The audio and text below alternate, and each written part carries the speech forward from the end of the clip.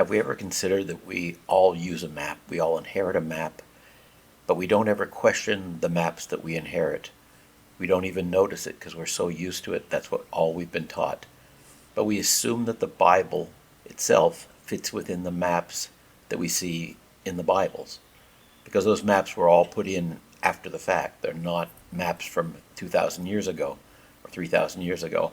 But we assume that the Bible fits within the maps that were given, or the narrative that were given.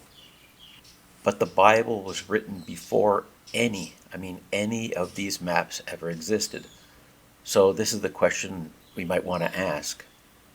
If the Bible, even the Bible we have today, were dropped into our hands with no labels, no traditions, no maps in it, no inherited geography at all, what kind of world would you think it describes? If we were just reading the Bible for the first time with no maps, no idea where it came from, nothing, just the Bible itself, what would it describe in terms of mountains and rivers and plains and peoples and wars and intrigue and trading and animals, everything that's in the Bible? It's a long book. There's a lot in there.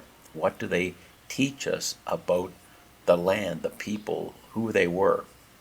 Because the text of the Bible matters. It matters much more than any excavation we can do on Jericho or Jerusalem or any place in the world. The text matters.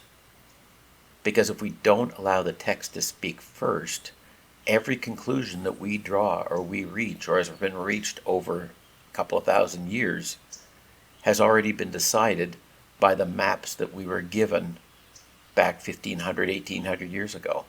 But are those maps accurate to what the Bible itself says about itself? Using the Bible as the witness. Put the Bible on the witness stand and say, describe where you were written. Describe all the things that have to do with where the Bible was written, because it's all in there, hidden within the text. For the first part I want to talk about is the world of people. The Bible is full of peoples. Full of peoples. And one of the most overlooked features when people discuss and consider the Bible is how crowded the worldview is within the Bible. How many different nations and groups are around Israel, because it is never alone. It is never alone. Not for a single generation. The only time we hear them being slightly isolated is right after leaving Egypt for the 40 years in the wilderness. But after that, it is a world of peoples all around them. As they come down in the land of Canaan, it is a world of peoples. So from the book of Genesis onward, even before the 12 tribes, even going back to Abraham's day, it is a text that assumes many nations, many kings, many competing peoples, and these are not just symbolic type names, but they are actual political entities or tribes or peoples, whatever you want to call them. We can hear from Moab, for instance, or Ammon, or Amalek, or Midianites, or the Philistines, Canaanites, which were many, many different peoples, the Hittites, the Perizzites, the Jebusites, the Aramaeans, the Cushites. And there's more and more. There are just a plethora, if you want to call it. There were just a huge number of peoples around where the 12 tribes were living. Even when Abraham was in the land, there were lots of different peoples. So even those few that I gave you is more than a dozen neighboring peoples that are discussed in the Bible itself, all interacting with Israel, all through whether it's war or trade or alliances or migration. Think of Ruth coming in from the Moabites. It's all about all these neighboring peoples, like Moses' wife being a Cushite, for instance. There are all kinds of intermingling of the peoples. We see where Solomon marries many wives from many different kingdoms, and of course he goes after their gods as well. But we read about not just one country with nobody around. We're reading about people all around all the time, large nations all around them all the time. So as you read through the Bible, and I'm sure you have, you read about different peoples making war with Israelites, or they're being in conflict, or they're talking to different peoples. You can hardly turn a page or two without interacting with a different group of people as the time goes through, as you read through the Bible. So Israel is not wandering through or living in an empty land at all. We find names in the Bible, tons of them. And armies don't go around fighting in a vacuum. There's always another army against an army. So there's peoples all around Israel going to war and trading, as I said, with them. In the next part, I want to talk about constant war. Not isolated events in the Bible, but constant war. That's what we see as constant war. And I don't mean just in David and Solomon's time. I mean from the time Moses comes into the land with Joshua and Caleb. As they come into the land and take possession of the land and move the Canaanites out, it is constant war, not isolated events. The Bible itself does not describe occasional conflict here and there. It describes continuous conflict all the time. And some of the wars even overlap. It's like they don't get a breath here before there's another group over there. So kings are rising and falling, nations are coming and going all the way through the whole Bible. And yes, there's coalitions that form, but one generation does not pass into the next where there isn't a new enemy or a new group or a new conflict. So as we read through Judges and Kings and Chronicles and the rest of the Bible, these are not about peace-loving, peaceful people with no troubles. Armies are always on the move. The borders are shifting. Troubles are everywhere. Yes, the cities are fortified, or they're breaking in, taking over other cities that are fortified. And they're with trade routes and all the stuff that goes with true nations, and even up to today.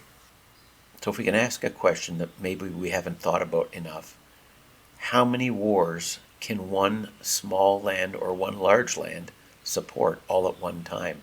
We have to consider where the land of the Bible is by the amount of scale of the wars and the amount of peoples that are living around it and the size of those nation states around it. Because the Bible is not just theological, but it's actually physical. It's describing an actual people. We read that as Moses left with the people, they left out of Egypt. We read that he, on purpose, did not go the way of the Philistines. And I don't think we give that maybe enough thought, because Exodus gives us one of the clearest geographic clues, and I think we read over it too quickly. The Philistines were a mighty people. They weren't just a teeny little city on the coast. They were a mighty people. And as it says, God did not lead them by the way of the Philistines, although that was near. So that when they wanted to go down to the land they wanted to go to, where Abraham and Isaac and Jacob had come from, when they wanted to go to that land, the quickest way must have been through the Philistines. But they wouldn't go that way, nor did God want them to go that way, because they weren't ready. Because the Philistines must have been a mighty nation. Not just a seafaring people, but a mighty nation with soldiers and armies. So they did not go that direction. And it tells us a few things. The Philistines were unavoidable if they went one direction. They controlled a major trade route, or a major route that the Israelites wanted to go through. They were militarized enough to take on or even be feared by Moses and the people. And Moses, of course, as we said already, he deliberately avoided going that direction. And this only makes sense if the Philistines occupied a coastal or river coastal corridor, a place where ships, trade, and military strength. They had to be a mighty people, or else Moses would have just said, let's just go through them. If it's just a town with 1,000 people, we'll just go through. But they must have been a mighty people, so they didn't go through that land. And I think the Bible even assumes for the readers that they knew who the Philistines were and understood the account from that perspective. I want to now get into a part that I think we completely misunderstand, when often, at least I did, when we're reading the Bible, we misunderstand this. Egypt disappears. Egypt starts out as the key power from Joseph coming into the land as a slave until when Moses takes the people out. Egypt, of course, is the central figure, central nation. But after Moses takes the people out, we hardly even hear of Egypt anymore. Moses says, you will see them no more forever. And that is exactly, really, what happens. If you look at the text, Egypt, the empire that enslaved them, that killed their children, and lost its army as they were pursuing Moses and the people, it disappears from the narrative pretty much completely. You don't hear of wars ever with Egypt. You don't hear of even trade, and even the Egyptians, who kept great records, they do not record trade with David and Solomon. They don't record wars. They don't record any intermingling. Even though Egypt is right next door, supposedly, there is nothing in the Egyptian records about dealing with Solomon or dealing with David or dealing with armies or trade or alliances, even though supposedly they were 150 to 200 miles away. You just, for 1,000 years, you hear nothing basically about Egypt. Only if someone is traveling there, as the Savior went and hid in Egypt, or as there's alliances, which are spoken of when Babylonians and Assyrians are going to attack. They're trying to make alliances with Egypt. But other than that, you don't hear of any conflict, any trade, no nothing. They're like Egypt has vanished. So Israel is fighting everyone else. We read about the Philistines, we read Moabites, we read about all these different groups fighting or in contention with Israel, with the 12 tribes. And yet we don't read about Egypt at all, ever being in conflict at all. We don't read of any border wars. We don't read of any trade disputes, no cultural pressure, no intermingling, no Egyptian dominating the language or the people, even though it's supposed to be so close by. Only distant alliances, as I referred to, many centuries later. So if Israel settled only 150 to 200 miles away from the center part of Egypt, this silence, not just the silence in the Bible, but the silence in the Egyptian records, it does not make any sense at all. But if they were truly completely out of reach, like 1,000 miles or more away from Egypt, then it makes perfect sense that they didn't have much to do with Egypt, and the silence would make sense. But silence, for historians, is also data. The fact that there is so much silence, almost nothing there, has to lead you to question, I think, where were the Israelites truly living? Where were they if there's silence for 1,000 years about Egypt? And what does the Bible, or the text of the Bible, expect us to see as we read? We read it needs to be a land where they went that will support millions of people. They left Egypt as a large, large group with their people plus the strangers that went with them. Other slaves, I suppose, that left as well. But millions of people, a land that can support millions of people, vast herds, because they were cattle and being shepherds was one of their main functions. The 12 tribal territories split off each one from itself. Multiple neighboring countries on all sides and large peoples where they had wars, not just one war, but repeated wars continually with different groups. The Bible tells us of mountains, great mountains, not just little hills, but great mountains. Lakes that were huge, huge enough that even in the Savior's day, the fishermen who were on the water all the time feared for their lives because of the size of the waves. Yet what kind of a lake do you need to have 20-foot or 30-foot or monstrous waves? A 6-foot wave is not a monster wave. So what kind of lakes did they have to have? Rivers are mentioned throughout the Bible continually, and streams, not just rivers, but streams and fountains of water. These are not just seasonal trickles on a dry landscape or one teeny little stream that goes through, meanders through one dry land. It's talking about actual rivers, great rivers, which one of them is the Gihon, which supposedly goes around the land of Cush. And the land of Cush is down where we all know that that's south of Egypt. So 4 rivers flowing from a fertile source, and Cush has to be nearby because of the text, because of the naming of these rivers. These are not just poetic things that happened 3,000 years ago. They are what is expected as we read the text. The text says these rivers were here, or these 4 rivers, and the size of them. So we have to go back to what the Bible actually says and read it and look at it and go, does that fit that land really? No matter the map that we're given, do the rivers and the lakes and all those things, do they actually fit? Because when the land is too small and too dry and too narrow, something has to give, and that's the reason I'm doing this video. Because if we look at the text is coherent within itself. But if the text is placed on the Levant, or or just north of Egypt, where we assume, and the maps all say that's it. But that land is teeny and dry and arid. And we have to look at it. Can it fit all these peoples? Can it fit all these lakes? Where are they? Where are the rivers? Where are the animals? Where's everything that the text of the Bible says should be there? So what the scholars and modern, especially modern day scholars, have moved and are continually moving towards is that the Bible is myth, pretty much myth.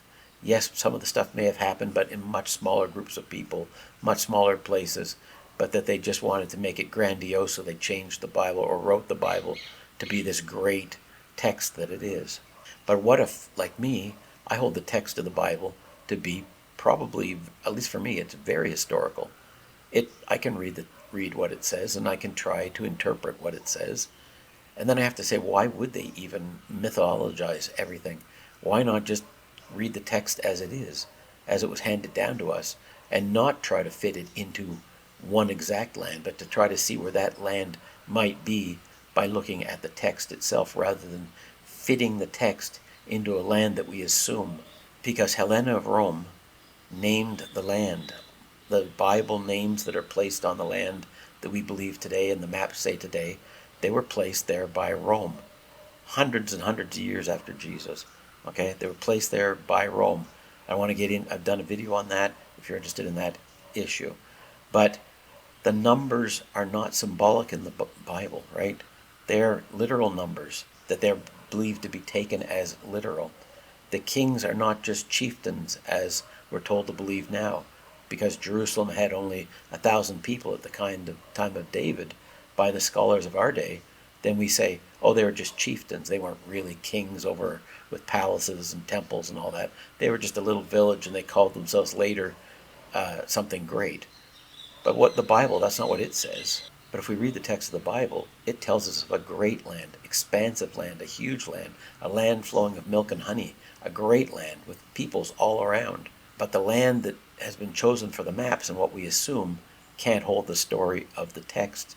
So the text has to be downgraded into myth in order to fit the land and the map that we've been given. So if we let the text itself speak, we can ask these questions. What if the problem isn't faith? And what if the problem isn't archaeology even? The archaeology, they're digging all the time. What if the problem is that we started with a map that was given to us by Rome, and forced the text to obey the map, rather than the map to obey the text to obey the map? Because if we map an area and say, as Rome did, this is the Holy Land, then all the digs we do are done on the premise that we are going to find details that prove the Holy Land and prove the names of these towns. But when they can't find walls in Jericho, and they can't find places and peoples that were supposed to be there, and they can't even find Jerusalem as described by King David and Solomon's time, then we have a problem, Houston. We have a problem. So in the next video I want to compare the two regions side by side. The Levant that we're given in the maps of today, and the maps that we've been shown for many, many years, in scale against the map of the whole area that might encompass what the Bible would actually say has to be the size of the land by scale to fit the Bible narrative. And we'll follow the same rules. I don't want to favor one land over another. I just want to look at what the text says and ask the honest question, just looking at the text of the Bible itself, which land can actually hold the world the Bible describes?